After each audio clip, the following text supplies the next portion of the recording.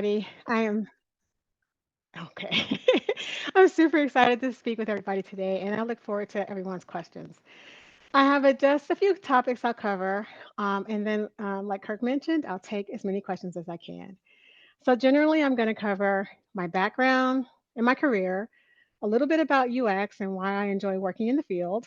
I'll talk a tiny bit about Google, a lot about UX roles, and then I'll talk about what I do at Google, a bit about my day to day, and then I'll go into detail on a couple of projects that I recently worked on. I'll try to keep the time. So, I am a Google UX researcher working in Chrome OS, which essentially is the software side of Chromebooks. So, I've been with Google almost 2 years. I work remotely. I was born and raised in chilly Chicago. I lived a bunch in many cities, including 4 months in warm Costa Rica. I was just talking to Kirk about that a moment ago. I currently live in Scottsdale, in the Phoenix area, and I am visited regularly, excuse me, by road runners, as you see here. I have feral pigs that come and rummage through my garbage. They're called javelinas. I love to travel, and I have two continents left to visit, 50 states. I finished those last year. My partner John and I, shown here on the right, we love Halloween parties and dressing up like famous couples. This one is us on the right as Weird, Sunny, and Cher. I have two pets, a Labradoodle and a cat, a Bengal cat, who for the most part they get along like brother and sister. I'm a huge reader. I read upwards of 150 fiction books every year on Audible, and I am a Prince fan. I love video games, and I get a chance to work with them at Google, and a bit more about that later. So, I like to tell people that this is my career journey. It's short and succinct. I graduated in 19 something from RPI. It's an engineering school like this one in upstate New York with a degree in biomedical engineering. I left there and got my PhD in technical communication from IIT in Chicago. From there, I entered a fellowship teaching program at Georgia Tech, where I taught TechCom courses and UX. I later went on to become an assistant professor at UAH at Huntsville, which is in Huntsville, Alabama. And that's where I founded the university's only UX lab. From there, I moved on to just before COVID to become a manager at Northrop Grumman, which is a defense contractor also located in Huntsville. There, I led a team of about 15 direct reports. Everyone on the team was a UXer of some flavor. So I worked there with designers, engineers, and researchers. And we'll go into more detail about the roles in a moment. And then finally, I was recruited by both Meta and Google in 2022 and decided to jump ship for Google. But my real career journey is just a bit more complex and messy. In between many of those main junctures, as you see shown on the left, I did other things. I explored other options. After my biomed degree, I was a research assistant in a sleep lab. Then I got a master's in engineering. Then those years I spent time as a product engineer. I wore a set of greens and a hard hat every day at work. It was glorious for my wardrobe. It was in steel, and there I made skins for the auto industry. I even dipped my toes in sales for a little bit.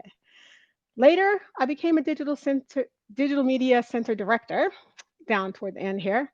And I did, and there are two interesting things I want to cover about that role.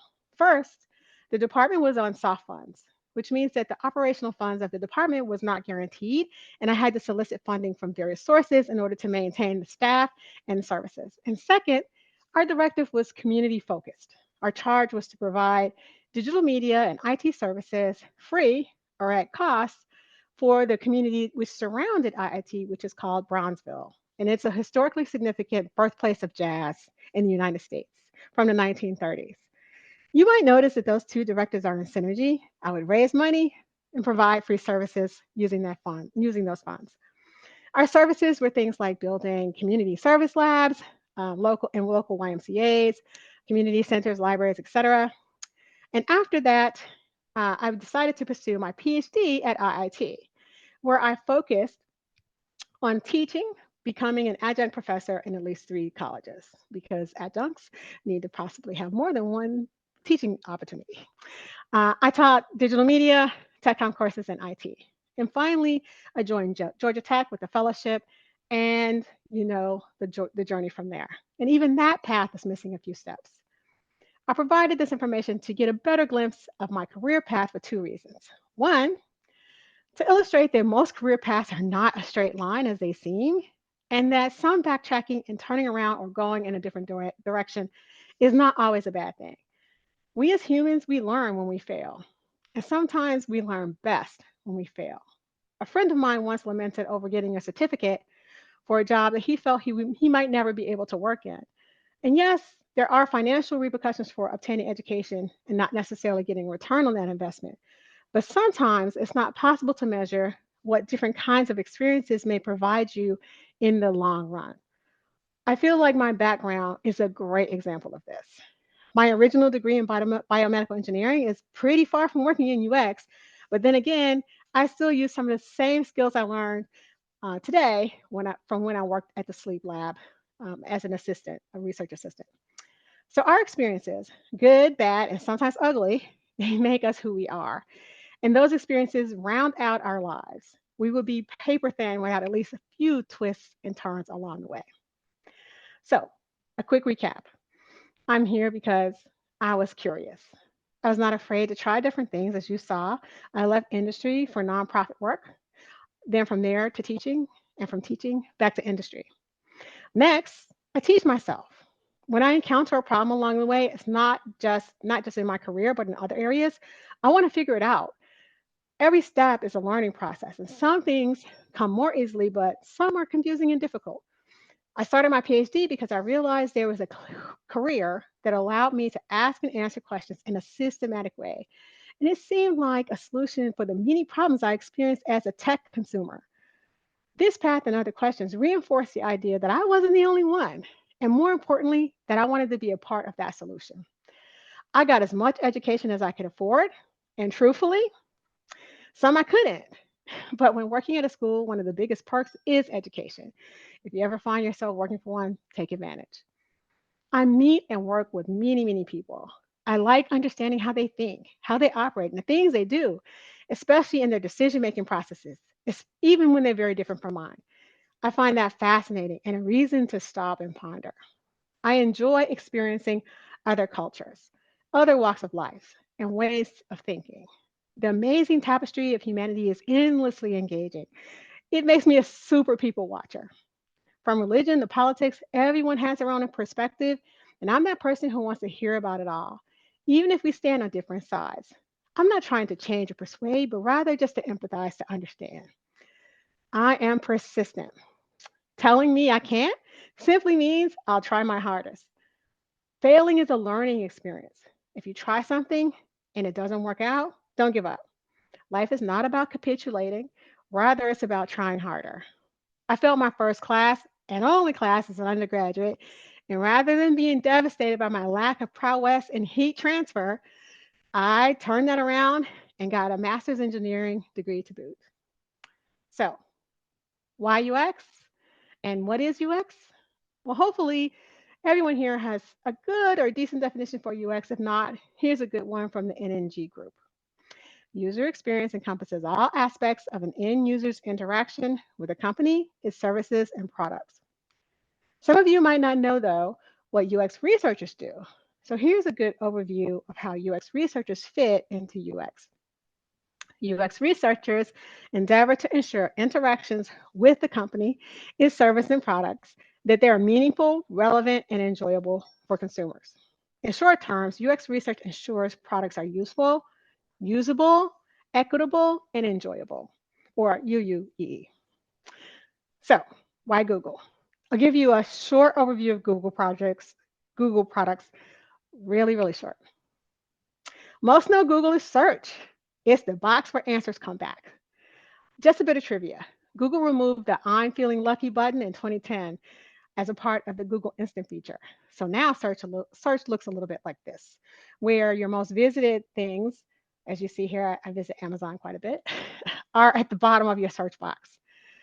And Google has services.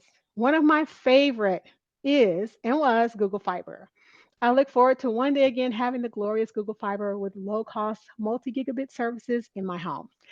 It's only offered in a few cities, and hopefully one day it'll be coming to a city near me. Google also makes a host of products: calendars, Gmail, Maps, Chrome browser, etc. Also has a line of phones, Pixel phones, with the latest being Pixel 8. And Google makes laptops or Chromebooks. We recently released Chromebook Plus to the CB lineup, right? So we have a number of Chromebooks. This is one of the newest uh, versions, I should say. Last year, we also released cloud gaming laptops. In this case, these machines are made by our OEM partners, Acer, Asus, and HP. And these laptops are awesome. They come with 120 hertz screens for crisp gameplay, RGB backlit keyboards, and more. And I work on Chromebooks. Mostly, I research the apps and software that appear on the devices. So, why Google? Google makes products that span the globe. We have offices in many countries throughout the world. Google has unlimited supply of users for me to understand better. Last I checked, Google processes over 3.5 billion searches a day and 1.2 trillion searches yearly worldwide. They have 9 products with over 1 billion users each. So when we get to the Q&A, the first question I have for you all is which one of those 9 products sees the most users? You guys take a guess and write it down and we'll get to it at the end. So you know how I got here and why I came here. But let me spend some time on what I do. And here's a quick overview, this next slide, of the various roles at Google. Now, most schools, especially at the undergraduate level, don't make big distinctions between 3 main UX roles: researcher, designer, and engineer, even if they make any distinction. Google, there are 8 UX roles.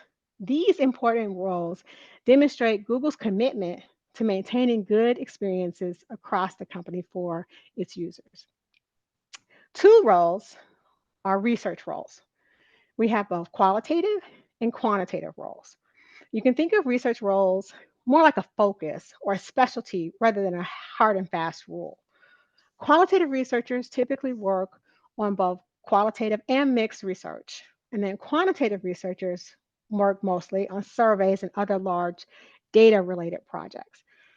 On the Chrome OS side, these folks work on understanding machine metrics, collecting relevant data from the platform itself, and making sense of that data for the various teams who need it. Quantitative researchers also do large US and worldwide studies to better understand how people perceive our products. Now, in terms of research, I get to solve many problems and tackle them in a systematic way. It's like a puzzle or trying to solve a puzzle. You start at the beginning and you go step by step until you get to the end. So if you've done things like Wordle, where you guess a word based on various clues you produce, it's similar. You have a process and you start down this troubleshooting path until you arrive at an answer. With UX research in specific, the goal is to improve products or services. And to do that, we essentially have 3 steps or ways of thinking about it. First, we need to identify opportunities to make something better. And in this stage, we can take an existing product or a new product. Well, when software is a product, you can think features. So we're either making a new feature or improving on one. And we can take a look at how something operates or how users are using it, and which might not be the same. And this gives us a list of items we then can consider. And last, it's understanding whether or not users want a feature. Just because we have a list of items doesn't mean we can make them all or that users want them all. So most companies, including ours, has only so many resources that we can leverage to make those changes. And so with that information in mind, we can build lists and prioritize what we work on or execute first. As an example process, look at the image to the right, which talks about the forces that users consider or that users experience as they are thinking about switching to something. So think about like maybe switching from cell phone providers, maybe going from AT&T to Google Fi. The 2 forces at the top are the reasons to pursue the choice, right? So these are the reasons the users might want to pursue the choice: problems with the existing solution, looking for something new. The forces at the bottom are the reasons why they might block that move, right? So these are the kinds of things that we look at, the processes that we look at to ensure what we need to study or to think about what we need to study in our areas. So, in terms of how we work with other UXers and other roles, this chart does a decent job of explaining it. Generally, UXRs or UX researchers work with designers, engineers, and project managers or PMs. And this sort of Venn diagram shows that information. These other roles help with the items in left and blue. So they help identifying questions, planning, and finalizing research. The PMs determine the direction or strategy to pursue, and they work with those other roles, including UXRs, to determine feasibility, the time frames, and the user need and priority, like I mentioned earlier. From PMs and engineering, UXRs are able to identify and prioritize a list of questions that they need answered. As you can imagine, engineers need some direction on what they're going to build. So those questions that we come up with, they help to frame that research. From there, we perform the research. We collect the data, analyze it, and then providing the results, we send that back to the team or give that back to the team.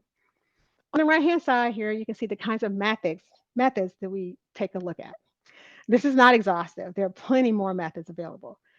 But this chart generally gives you an idea of what we can perform and when. So on the left-hand side, you can see the attitudinal questions are at the top and the behavioral questions are at the bottom, which basically means if we want to understand behavior, these are the kind of things we consider. If we want to understand attitudes, then these are the kind of methods we consider. On the bottom, it shows the approach, whether it's going to be qualitative or quantitative. If you want to understand what a user does, then what or how you want a quantitative approach. If you want to understand why a user does something, you would need a qualitative approach. So qualitative folks rely on smaller batches of users, and quantitative researchers rely on larger batches of researchers. In fact, since they would need statistical significance, they may often look at hundreds or even thousands of users for their surveys. Qualitative researchers, 5 to 6, which is awesome. Along with answering different kinds of questions, we also need to consider the development cycle, right? Products get done on a particular timeline. This chart gives a decent example of where UX methods fit alongside of a timeline, the production timeline. During the early parts of production, we do foundational research. We're trying to understand any issues that might exist as a product begins to get developed or created. Toward the latter part of production, UXRs perform tactical research. Let me provide you a bit more detail about these in the next few slides.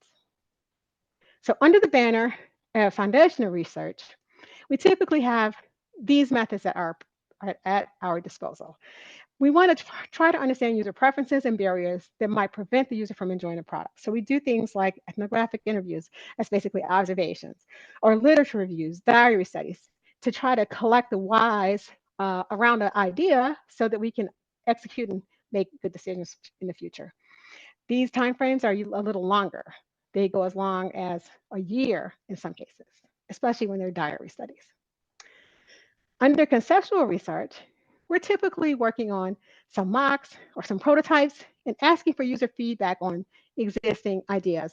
They might be in paper, they might be movable, whichever. Those timeframes are much shorter, maybe as little as 3 weeks. And we do things like usability and concept studies, card sorts. We're trying to understand how people prioritize things in their minds. And then last is the tactical research. And this is when a product nears release or is released, and we have the following opportunities to ensure quality, including something like usability testing, A/B experiments. We can also do things like bug bashes, which are really cool. And the timelines for these is variable. It's just going to depend on the scope and scale of things you're working on. As for me, I work in a few areas of Chromebook research. I work predominantly in apps and games. Occasionally, I support other areas such as identity management and UX processes. In each area, I get to pose or follow up on existing research questions. For apps, the main question under my banner is the discovery and use of apps and games. Mostly that means helping users find apps that they need looking to see how making apps easier to get to and making apps easier to use. One sec. In the latter case, I get to work like with app developers like Adobe and Minecraft, and to ensure that their apps run smoothly and effectively on Chromebooks. So let me give you a glimpse of my day to day. I'll split this next slide up by what I work on a typical day, and then following that, I'll show you what it looks like when I'm actively doing research. So in a typical day, I have essentially four tasks.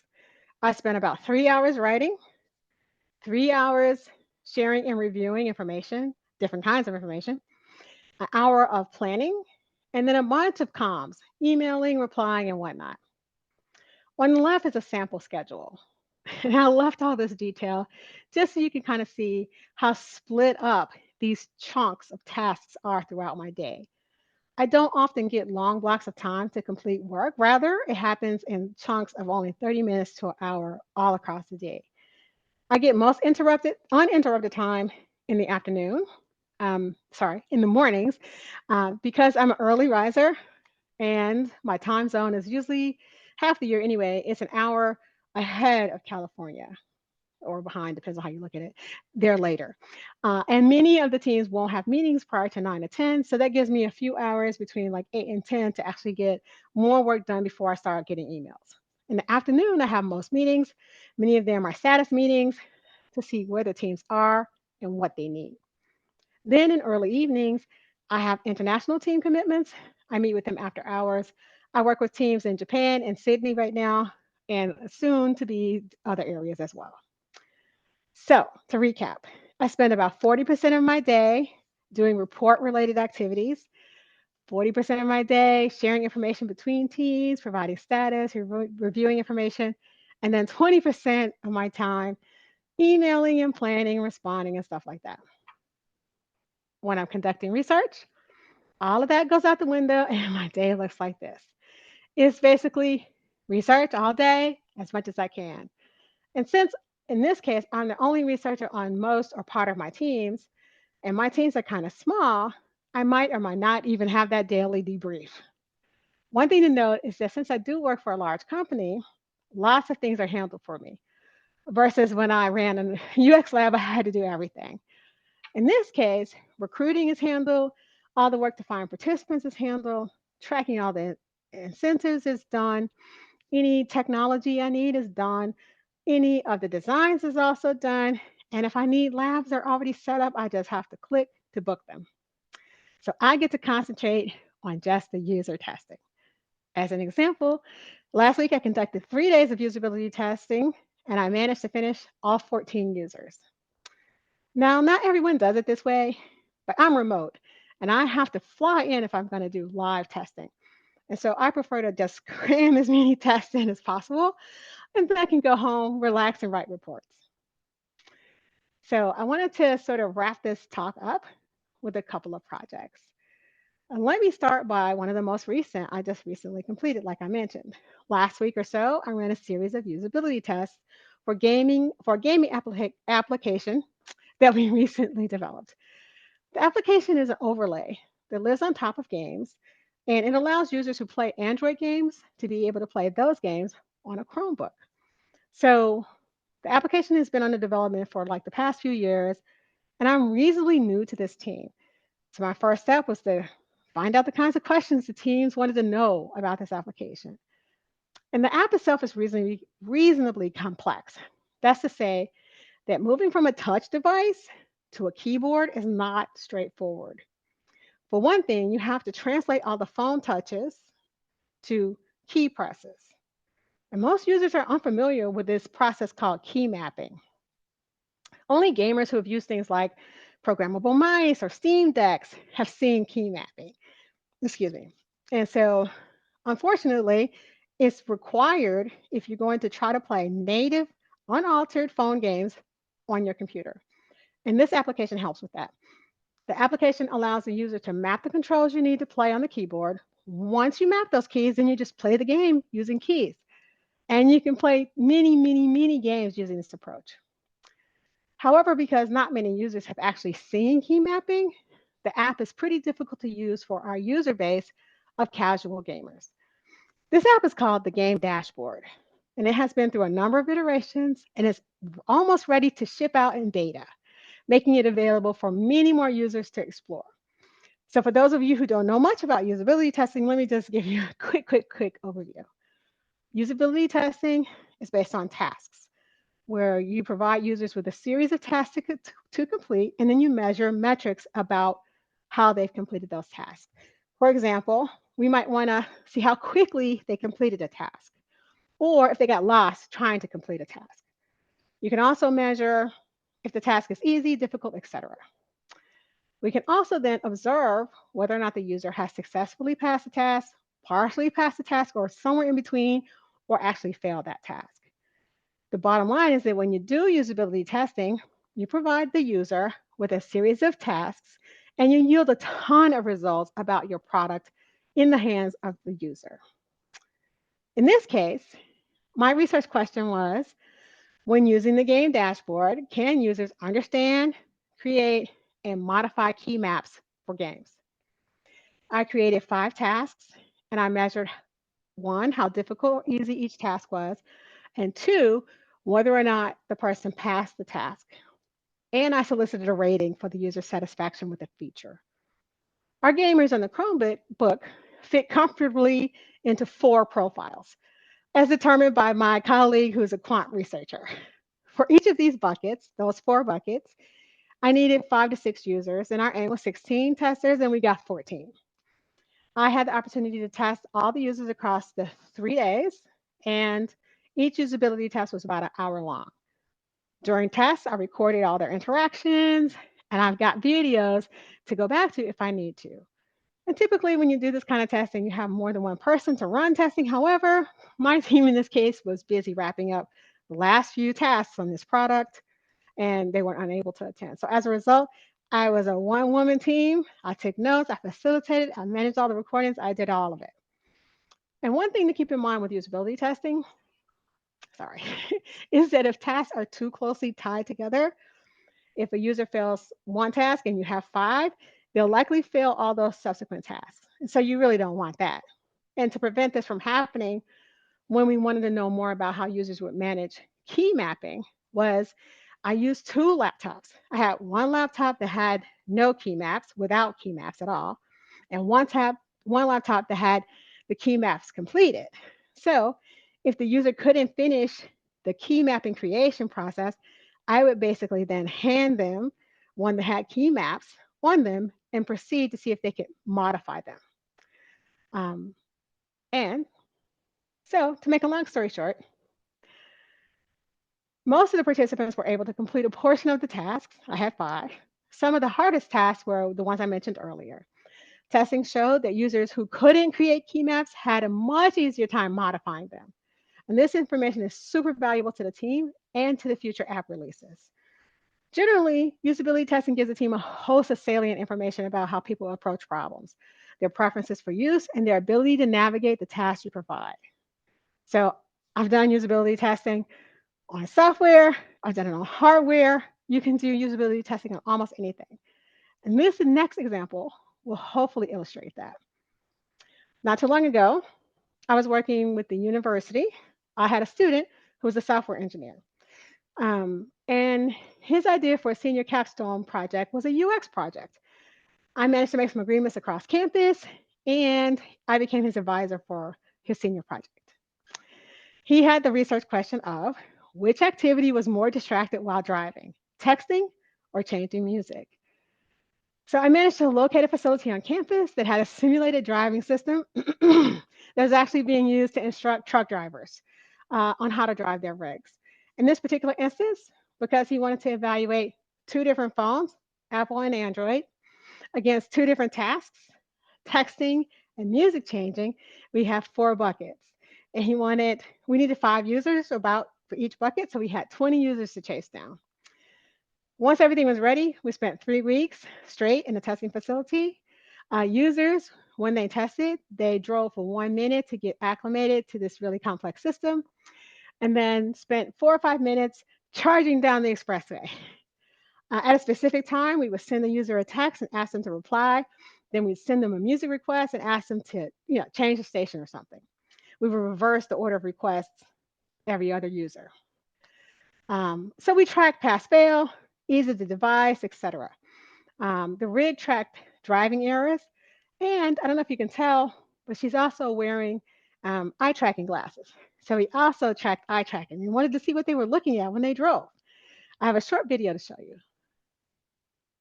There's no sound, so don't worry about that. But her view is shown on the right-hand side, and the eye tracking results are down here at the bottom. I've highlighted some areas to observe. You'll see them pop up. And I'll pause here and let you watch.